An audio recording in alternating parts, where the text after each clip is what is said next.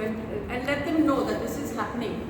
And maybe we can do some training programs for the board members of the societies, get the board members at least together, maybe taluka-wise or village-wise even, because if we go to some of these bigger villages like Kolva or Benauli or Varka, all along the coastal areas, there are lots of housing societies that are registered there. So we can maybe go to the villages and do programs and make people aware of what is happening and that they should keep an eye out for it.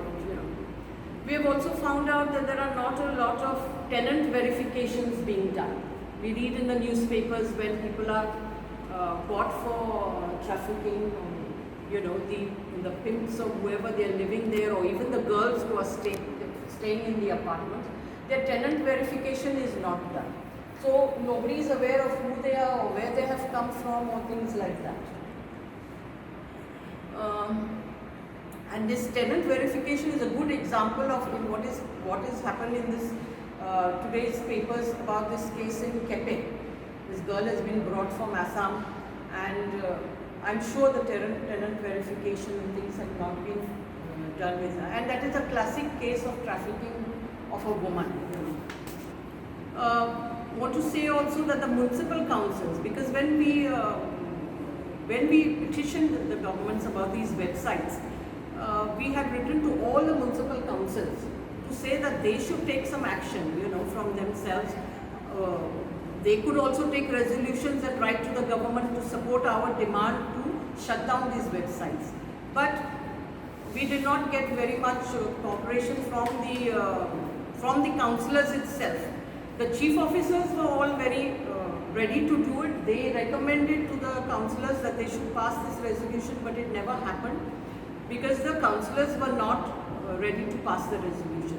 So much so that in Margao here, Ms. Babita Angle, when I spoke to her, she turned around and said to me that, we have not given them license to function, so how can we stop them?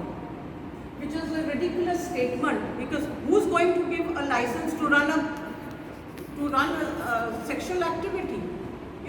Instead of looking at it from a proactive point of view, kind of say that let us stop. I even sent her these details of what was on the website about Margao, and saying about Margao housewives, the housewives of Margao, and the women of Margao, and the college students. And there are many colleges in Margao. We wrote even to the colleges, but we did not get a response from any of them, to face with women, which are happening in our villages itself. We started receiving some complaints from housing societies itself, where we got involved into thinking about what is happening. Like you said, people found that there are girls in the flats, men are coming and going, and they didn't know what was happening. So they filed some complaints. We also forwarded some complaints to us, which then took them out. So we also looked at what was happening with Goa being a tourism state, and before COVID we were expecting 75 lakh tourists. The figures from the government of Goa itself saying that there are 75 lakh tourists that come to Goa. We need to look at also these tourists who come to Goa. They're coming for the sun and sand, as you said. They're also coming for sex, because Goa is being portrayed as such. We had gone on to some websites which we found kind of the the trafficking websites, which actually give great details about girls that are available. I've actually printed out something this morning only by going on the website. Like, they're actually giving the age of the girl, the weight of the girl, what she looks like, the measurements of her thing, what she will do, the services she will provide, the charges she will take, all of this. And each village has a separate topic. Like they say escorts in Margao, and details about that. Escorts in Benauli, details about that. Escorts in Kolva, details about that. So every village has girls, and in some of them they even have names mentioned of the girls. When we found this website in 2017, we actually petitioned the governor we petitioned the government authorities, the police, and all of them. We also had a meeting with the governor, saying, you know, these websites need to be stopped.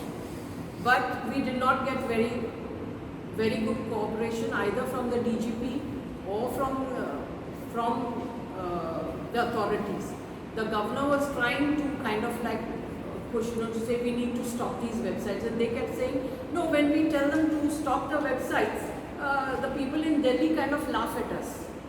You know, we cannot stop these websites at all.